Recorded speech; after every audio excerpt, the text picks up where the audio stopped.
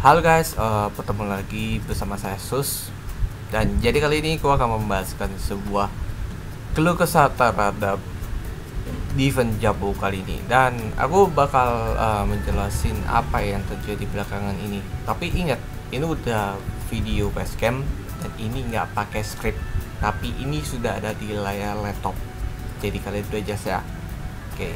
Nah, jadi apa yang kita lakukan selama ini di Javu ke-11 tahun ini, mereview dengan apapun yang kita lihat ya. So, mari kita lihat untuk mereview dari teman-temanku. Di pertama, aku akan jelasin dulu untuk mereview dari teman-teman, dan habis itu baru setelah saya baru aku review dengan sebagai dokumentasi. Oke. So, mari kita lihat pertama dulu ulasannya ini nih. Saat rundown sudah diumumkan, aku cuma hah? What? Ya, DJ tumbennya gak siang. Ya, waktu itu kau lihat itu dari DJ Cula. Mungkin ada beberapa kalau kau lihat dari penontonnya, menurutku ini agak kurang banget. Terus Shin Saika Yosakoi tumben awal banget.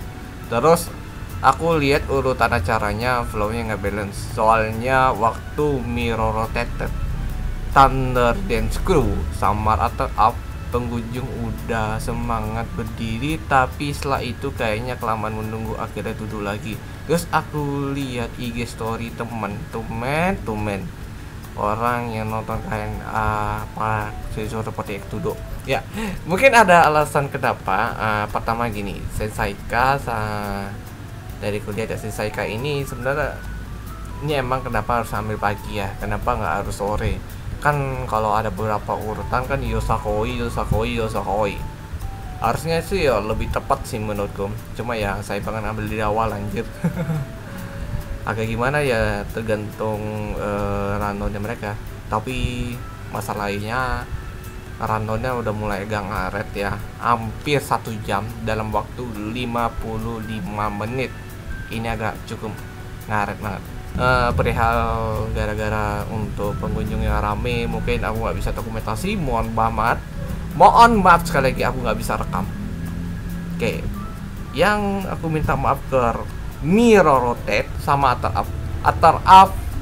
Aku ada temanku, salah satu ada kameramen dari si Agus Sukajaya atau si Tugus ya namanya, atau nggak sama si Alji Juni. Dia juga fotografer yang dari Atar Up, teman dari band Ataaf, fotografer lah misalnya. Dan aku udah jelasin ke sana kalau dia udah samperin ketemu sama mereka, pasti aku tanyain dulu. Maaf ya, aku nggak bisa rekam kali ini karena aku ngambil posisinya ya sangat salah. Tapi kau lihat pengunjungnya rame gini, gimana aku merekam? Nah jadi seperti itu. Itu yang aku udah ngalami perihal kayak gini. Sorry banget ya. Terus untuk KNA mungkin mereka ngambil dokumentasi itu lewat dari beda partner, itu diurusin aja dulu. Tapi kalau bukan beda partner, mungkin kalian nggak usah rekam lah kalau kayak gini. Terusan.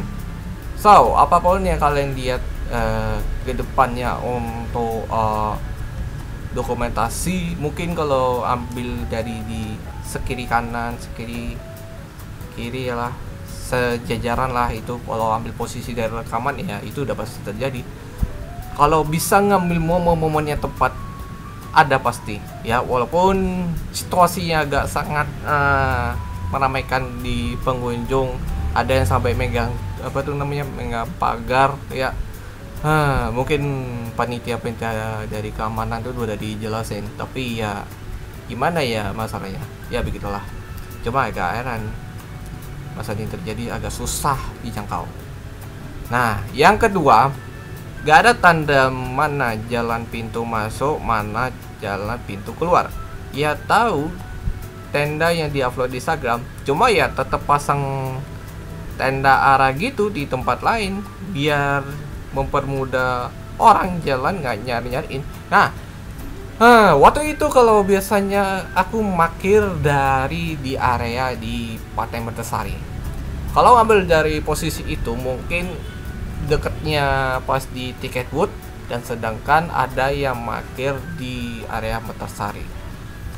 Kalau kau lihat sendiri kondisi di parkir sana mungkin agak sepi juga, dan ada parkir mobil di situ. Bisa kok parkir mobil di situ. Dan cuma kalau di parkir yang di atas itu, posisi itu nggak bisa dipakai. Itu emang dipakai buat proyek aja sih, nggak bisa pakai parkir sama sekali. Jadi itu alasannya ya. Dan untuk tanda exitnya tolong saran-saranku kasih tanda-tanda untuk arah pintu exit. Oke, yang ketiga, waktu mau ke gate lihat antrian panjang langsung males saya. Begitu menunggu 5 menit, ada yang ngasih info bahwa yang pre-sale sama early bird itu beda barisan. Ya kok nggak dari tadi kasih taunya, kok nggak ada panitia yang standby buat ngasih tahu, atau minimal kasih jalur mana jalur pre-sale dan early bird, mana jalur OTS. Aku nanya temen, banyak yang pre-sale atau early bird ngantri. Aku kasihan sama mereka, gegara nggak ada yang ngasih tahu. Nah, jadi ini agak cukup wajar juga ya. Kau lihat ya di sana. Setelah kau lihat itu OTS ya, ini bakal ngantri tiketnya cukup lama. Serius. Entah kenapa ini bisa terjadi karena diambil dari waktu siang atau sore. Nah itu kau lihat antrian di event-event kemarin bakal antrian panjang. Entah sampai berapa itu pengunjungnya, dan nggak, sangat kaget sekali. Pengunjung udah hampir berapa ya, kita hitung ya. Nanti kita tanya itu ke panitianya langsung ya. Soalnya aku nggak tahu nih jumlah pengunjungnya berapa sebesar ini. Ini kira-kira hampir, kau ngecek tiket ya, tiket Javu lebih banyak berapa kita lihat, 5.000 pengunjung ya. Lebih dari itu, banyak sekali. Pengunjung lebih lama harus menunggu demi cek 48. Seriusan. Aduh, heran sih. CKT48 lebih ramai loh, harus nunggu itu. Tapi masalahnya flash mobnya gimana ini? Flash mobnya nggak bisa apa-apain. Itu ketunda gara-gara flash mobnya itu nggak bisa dipakai di jam-jam itu. Karena ya pengunjung penonton udah pada setia menunggu CKT48. Itu masalahnya. Ini harus mikir lagi nih, buat rundown yang di akhir di bagian flash mobnya itu bakal dihapus. Cuma gara-gara pindah ke CKT48 itu langsung aja, itu gara-gara ngaret flash mobnya nggak ada, itu langsung CKT48. Kau lihat rundownnya di sini, rundownnya dari jam berapa mereka diambil, udah gitu aja sih. Itu ya gimana ya, aku ngasih jelasinnya agak susah nih, bener ya. Aku nggak sempat foto kejadiannya, foto tempat, foto situasi atau apapun segala macam ya, itu bisa diurusin ya, gitulah kawan. Ngantri sampai panjang waktu loh. Oke. Terus nomor 4 ya, nomor 4, masuklah ke event. Estimasi kalau di Metersari dengan venue luas banget, harusnya panggung gede kan ya. Ini panggungnya masih sama kayak Javu yang dulu. Ya, mungkin karena kurang dana. Nah, jadi kalau kau lihat dari situasi di panggungnya, apa sama kayak gitu? Ya, mungkin ya seleranya ya sama aja sih. Coba dari ukuran-ukuran panggungnya yang mereka pakai itu beda ya. Ini sama yang kayak yang tempat lain. Terus masalah yang terjadi setiap waktu aku lihat ukurannya dari panggung itu mungkin nggak pakai di area luar. Walaupun Shinseika kayaknya ada yang pernah pakai di area itu. Kalau biasanya kan tempat di luar, nggak pakai di tempat lain. Kalau Taiko masih oke lah. Taiko oke masih di area di panggung. Ya itu masih cukup cuma situ. Untuk Bon Odori ya, kayak menurutku kok masih bisa aja sih. Tapi dengan judul yang unik, Shinken Tai Jobu, menurutku ini masih oke juga. Tapi Yang masalahnya adalah ini lagu genre apa ini kira-kira. Kan kalau original kan harusnya bawa taiko mungkin ya. Terus sama panduan suara sama untuk pakai gimono. Tapi ini masih oke juga. Silahkan bisa tulis komentar di bawah. Ya jadi seperti itu. Terus nomor 5. Oke, kita lihat ya. Nah, ini paling fatal dan paling bodoh. Ya, ini parah sih. Itu waktu pemutaran film. Kok bisa-bisanya gak ada sound? Amin 1 gak dites apa dulu audionya? Waktu muter itu film sampai gak ada sound gitu. Terus selama 1,5 jam. Itu bener-bener hening, Cok. Gak ada suara sama sekali dari awal film sampai akhir film. Dan ya aku agak heran juga ini sebenarnya aku malas aku nonton film serius, mas aku nonton film. Tapi aku pengen lihat aja nonton film sebenarnya, tapi masalahnya nggak ada suara. Dan itu pun aku kecut pasti awal-awalnya terjadi pas muter video tiba-tiba jut jut. Nah aku nggak tahu kenapa ini bisa nggak ada suara. Aku udah bener-bener males dan aku nggak mau juga ya aku nonton film. Mungkin aku kalau bisa lihat terjadi situasinya itu kalian bisa ngerti itu ada subtitle bahasa Inggris ya. Tapi kalau bisa coba download dulu itu videonya atau film-film bentuk resmennya, kalian bisa cek di sana. Nanti kau bakal lihat dulu apa yang terjadi, suara-suaranya kayak gimana. Aku bakal ngerti kok. Ya itu sih masalahnya. Terus yang keenam, toilet portable.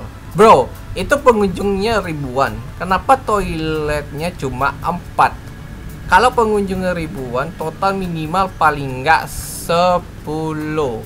Kasihan orang ngantri panjang cuma buat buang air. BAB. Benar. Aku setuju. Masalahnya aku tahu ini agak terlibat dengan masalah ini, kejadian ini sebenarnya aku malas aja mau ke toilet. Bener, mas ke toilet. Soal kalau lihat dari siang antara sampai malam ngantri gimana aja. Ini sampai nggak belat aku toilet serius.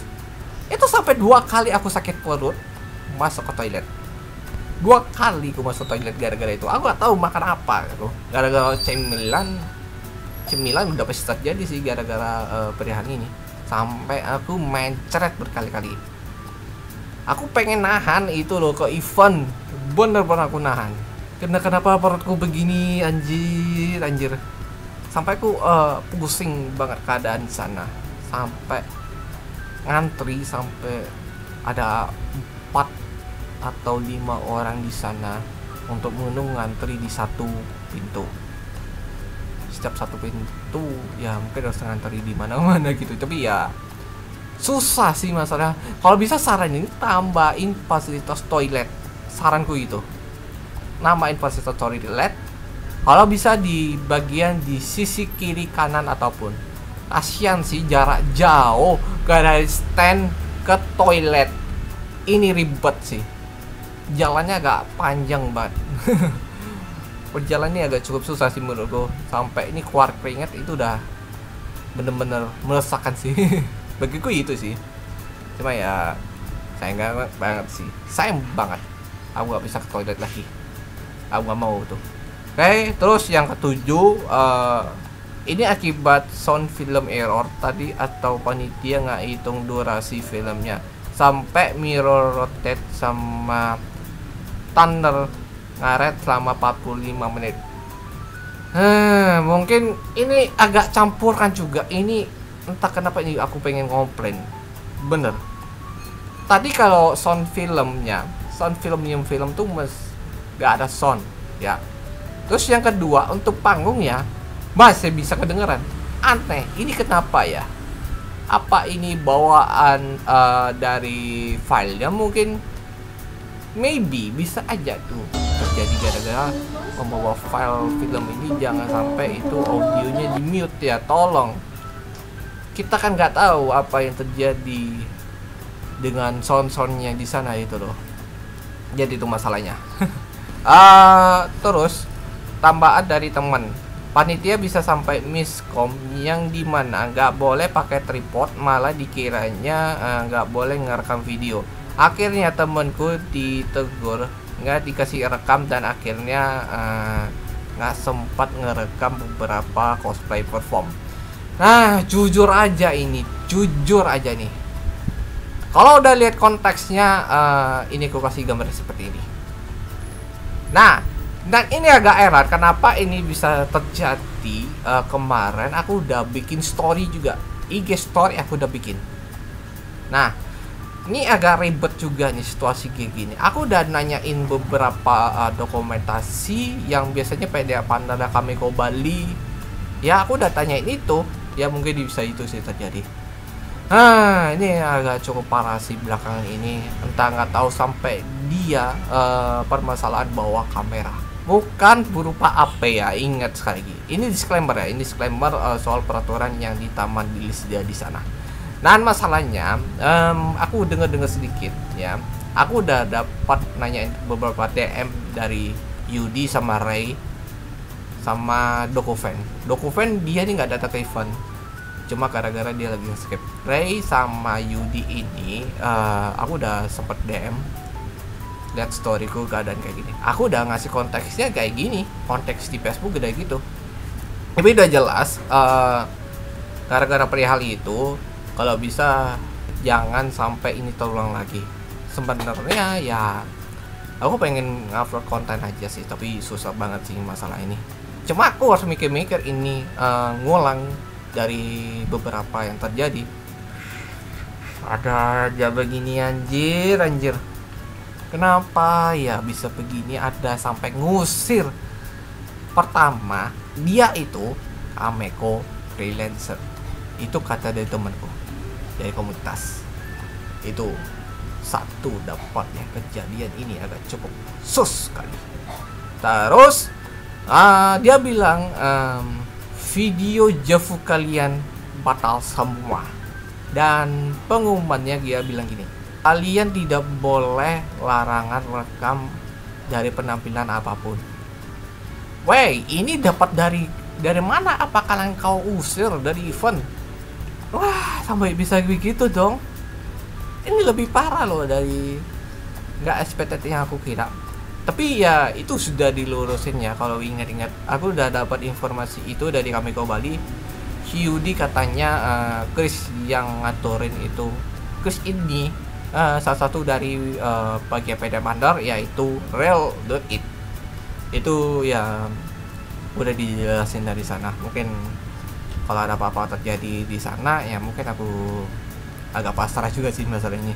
Aku takutnya mikir-mikir aja, tapi Hyudi bilang nggak kenapa-napa, tapi masih aman. Boleh. Buat teman-teman dokumentasi yang beberapa yang aku kenal dari ada PD Pandar, Yudi, Atit, ya disitulah. Yang sampai ini kamera dengan tripod yang menurutku ini agak susah dijangkau. Dan kau ngapain bawa kamera dengan tripod? Itu sudah jelas peraturan itu harus dilarang. Tapi kok kenapa kau nekat? Mungkin kalau panggung-panggungnya di sana, mungkin dia bakal upload ke YouTube-nya Real.it ya, bisa aja sih. Semoga aja bakal upload cepet-cepet sih ya, bener ya. Aku bakal upload secepat mungkin. Semoga aja kalau di upload aku bakal cek ke YouTube-nya sana, oke? Kita tunggu ya nanti ya. Terus untuk tamannya yang gini. Harga tiketnya 75.000, kualitasnya kayak tiket 20.000. Masa harga tiket elit tapi kualitasnya silit? Masalahnya aku udah coba ini, aku takut ngalami ini kalau beli tiket 75.000 dengan segitu. Kalau bisa kasih laminasi minimal pakai minimal glossy aja udah cukup. Kalau Dove, kalau bahannya laminasinya Dove, ini gimana rasanya? Ini megang ini lengan tiketnya panas atau enggak? Ya agak sedikit panas. Laminasinya di depan sama belakang, tolong. Depan belakang dilaminasiin. Semua tiketnya apapun. Tolong sekali lagi. Udah sampai aku gini, tiketnya tiket Javu itu kan sampai kau di jalan, tiketnya kar ini aman ya. Pas kau sampai jalan-jalan sampai di berapa keliling di venue, sampai tiketku basah. Keringat pun itu sama aja. Mau keringat mau basah, tiketnya mau hampir sobek.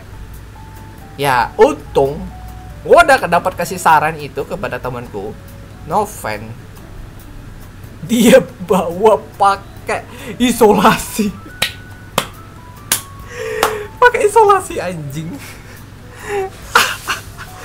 Pakai isolasi. Bener, pakai isolasi. Biasanya tiket kalau udah basah begini, sebaiknya itu diisolasi sampai di pergelangan tangan. Ya, emang pergelangan tangan ini emang udah nggak tahu kayak gimana sampai ini biar nggak basah gitu loh. Aman sih, aman banget. Tapi kalau sampai ini lenganku mulai keringat, jadi untuk lem isolasinya ini bakal bisa lepas gitu. Tapi gue harus mulu nambah lagi untuk perlekat untuk isolasinya sih, biar lebih banyakin sampai dia menutup bagian tiketnya. Utuh aja. Itu saranku agak masuk akal ya. Masuk akal cara begini anjir. Baik, itulah kawan. Ya, segitulah. Well, ya segitu aja sih ulasan dari beberapa yang aku alami. Dan ya, temanku. Oke, dan segitu aja untuk pembahasan kali ini. Dan mungkin ada tambahan juga kalau ada beberapa dari kejadian ini. Sampai-sampai aku harus mereview dulu untuk situasi yang di sana. Sebenarnya ini agak bingung sih situasi keadaan di Javu kemarin. Ya menurutku ya biasa-biasa aja sih. Tapi ya aku nggak bisa menunggu waktu lama untuk setiap terjadi apa yang di luar sana. Mungkin ya aku pengen teduh di jam-jam pagi ini. Pagi apa siangnya itu udah panas gitu sih. Gimana ya kalau aku mau nonton di Javu, panggungnya dengan jarak jauh segitu itu gimana ceritanya anjir. Sampai sejauh ini kayaknya ada yang sampai nggak sempet nonton dari area belakang. Mungkin dia pada makan minum di sana, jadi seperti itu ya guys. Aku akan sedikit tambahan buat saya. Oke, pertama gini, gua cosplayer Raven. Dan jadi kalau aku lihat sedikit, kalau lihat dia penilaiannya untuk Raven, dia menurutku dia agak biasa banget. Soalnya kalau kau lihat di peserta di nomor-nomor cosplayernya, berbeda dari sebelumnya. Cuma menurutku ini masih oke lah. Mungkin nggak terlalu wow banget, ini biasa banget. Selesai. Dan yang kedua, abis dia gua cosplay si Raven ini lagi di panggung, dan kemungkinan besar sebenarnya ini agak cukup aneh juga ya. Dia bilang gini, kalau ada kasih gamenya dia maju, yang dia dikasih urutan dan berapa yang kita maju itu semuanya pengunjung rata-rata. Kenapa nggak sekalian cosplayer? Satu cosplayer harus maju gitu loh. Tolonglah. Kalau si Raven yang harus ditunjuk itu kalau biasanya satu orang yang minta cosplayer aja. Tapi kalau biasanya nggak beruntung. Tapi pas dia sebelum cosplay competitionnya dimulai di bagian kedua, dia sempetnya dia dapat foto dengan secara hoki. Ya menurutku dapat hoki juga ya mereka. Tapi kalau lihat secara kasat mata ada berapa banyak yang foto cosplay sama Raven. Ya menurutku itu ya masih wajar kalau dapat hoki, dapat keuntungan buat dapat foto kesempatan sebelum ini terbatas. Itu masalahnya. Waktu itu kalau aku lihat itu pengunjung, biasanya ada yang ngasih games ya. Games yang kita lihat true or dead atau challenge or true. Nah, kalau biasanya jawabnya nggak bisa, malah dikasih tantangan.